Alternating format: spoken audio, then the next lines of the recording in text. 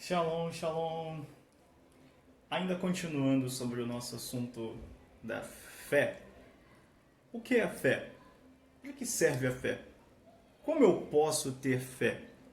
Nada melhor do que usarmos um grande personagem bíblico, Abraão ou Abraham, para definirmos um pouco sobre o que de fato é ter fé. Já falamos um pouco sobre o porquê de sair da parentela, sair da terra. Já falamos também um pouco sobre o fato de que Deus disse que abençoaria ele, engrandeceria o nome dele, que ele seria uma bênção. Também falamos sobre um pouco da cultura do dos caldeus, dos babilônios. E agora nós chegamos no versículo 4 e daqui para frente nós iremos avançar a uma trajetória bíblica num simples panorama só para ficar mais clara essa definição do que realmente é ter fé e para que ela serve também.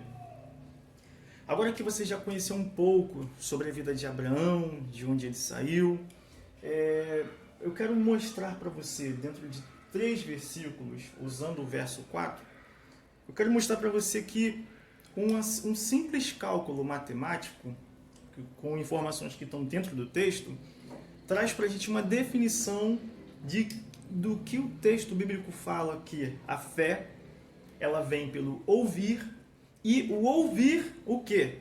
A palavra de Deus. Vamos lá. Agora você vai entender esse versículo claramente. O porquê que a fé ela vem pelo ouvir e o ouvir a palavra de Deus.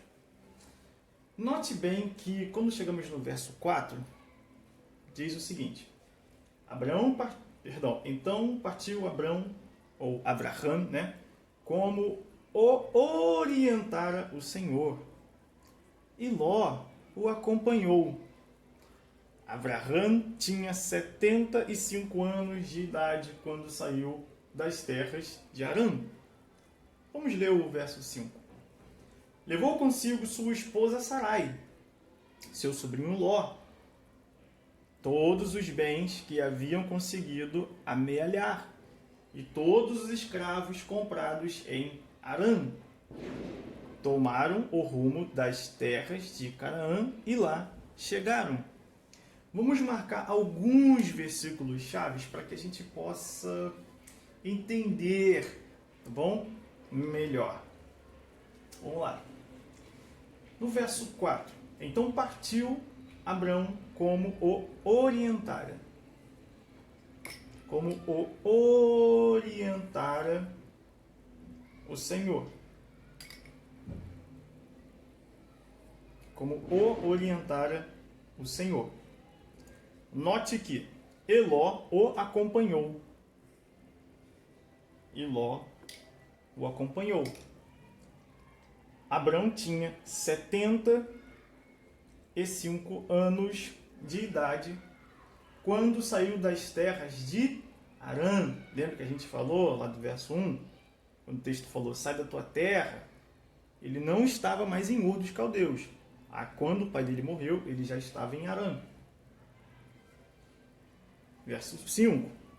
Levou consigo sua esposa Sarai, seu sobrinho Ló,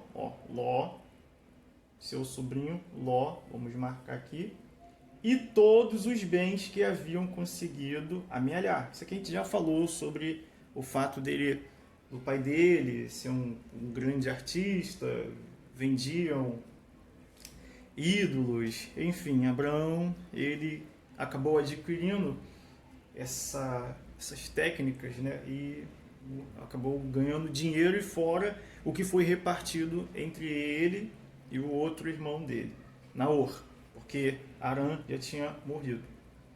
E todos os escravos comprados em Harã. Lembra do que a gente falou sobre sair da tua terra e da tua parentela? Nós falamos um pouco sobre os escravos, que na verdade os escravos, a parentela aqui não eram os parentes próximos apenas dele. Estava falando sobre os empregados, os escravos que tinham saído de Ur dos Caldeus, juntamente com seu pai e seus irmãos, e estavam no meio deles. Então, por isso que foi preciso que, quando Abraão estava lá em Harã, Hashem virou para ele e falou: olha, abandona todo o seu patriotismo, todo o paganismo.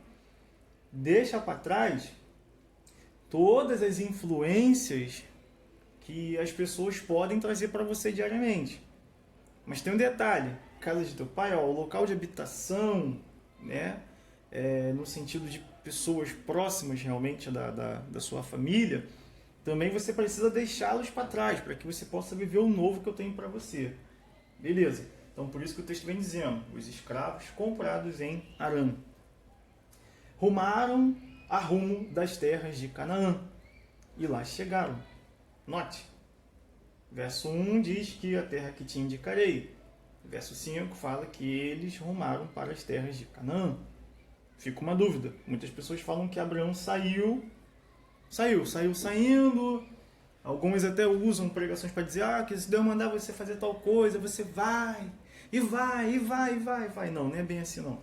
Deus não é andarilho e também não quer que seus filhos sejam andarilhos também, rumando por aí sem direção, sem para onde ter que ir. E lá chegaram. Show de bola.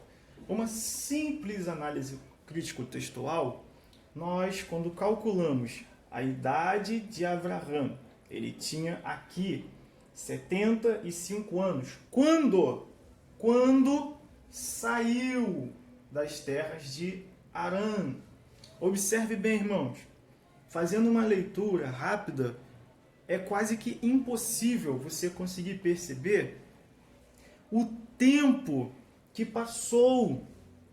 Quando a palavra de Deus diz que a fé ela vem pelo ouvir, e o ouvir a palavra de quem? De Hashem. O verso primeiro começa dizendo: então o Senhor veio a Abraão e lhe ordenou. Ou seja, aqui começou um diálogo de Hashem. Note que continua dizendo: e dirige-te à terra que te indicarei. Ou seja, haveria ainda um diálogo de Hashem. No verso 2, você nota que continua tendo um diálogo de Hashem. Eis que foi eleito do povo. No verso 3, mais um outro diálogo de Hashem. Abençoarei, te abençoarei. Para que então, no verso 4, Abraão pudesse partir como o orientara. Ou seja, depois de Hashem ter falado com ele. Marcelo, você falou sobre a idade de Abraão, né, de Abraham. Mas, olhando para os 3 versículos, eu não consigo enxergar que passou um tempo. Observe. Se você pegar a idade quando Abraão saiu de Harã, ou seja, 75 anos, e você calcular a idade em que o pai de Abraão morreu na terra de Harã, isso é no final de Gênesis 12, o pai dele morreu com 205 anos. Se você fizer a conta da idade da saída de Abraão, no caso 205, menos 75, você vai chegar em um número.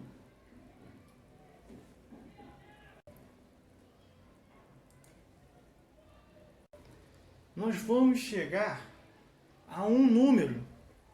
Que número seria esse? 130. Até aqui alguém poderia dizer assim: Marcelo, a gente só está falando de números, mas eu ainda não consegui entender essa questão de que passou um tempo nos versículos 1, 2 e 3.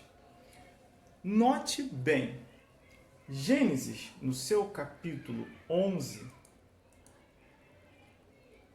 diz que quando... Gênesis capítulo 11, verso 26, diz que quando Terá completou 70 anos de idade, o texto, como já expliquei para vocês, vem dizendo que havia gerado Abraão, Naor e Harã. Se você for calcular a idade de 70 anos de idade, menos os 205 anos em que ele morreu, dificilmente você iria conseguir chegar à idade de Abraão de 75 anos, quando ali ele decidiu sair de Harã. E em outras palavras, por que seria difícil você chegar à idade de Abraão? É simples. Basta apenas você pegar a idade em que o pai dele, Terá, morreu, com 205 anos, e você vai somar menos o que? A idade de Abraão, no seu estado atual, quando ele decidiu sair de Harã, 75 anos de idade, você vai notar que vai haver uma defasagem de tempo num período de 5 anos. Marcelo, traduz isso daí para a gente entender. É muito simples. Se você for analisar a idade de cada filho de Terá, menos a idade que ele morreu, onde é que nós vamos chegar? É muito simples. Onde nós vamos chegar? Você pega 205 anos, que foi a idade que ele morreu, menos 135 anos, qual é o resultado que você vai ter? 70. Essa foi a idade em que, em Gênesis capítulo 12, esta foi a idade em que, Gênesis capítulo 12, no verso 1, Abraão ele tinha aqui no verso 1, 70 anos de idade.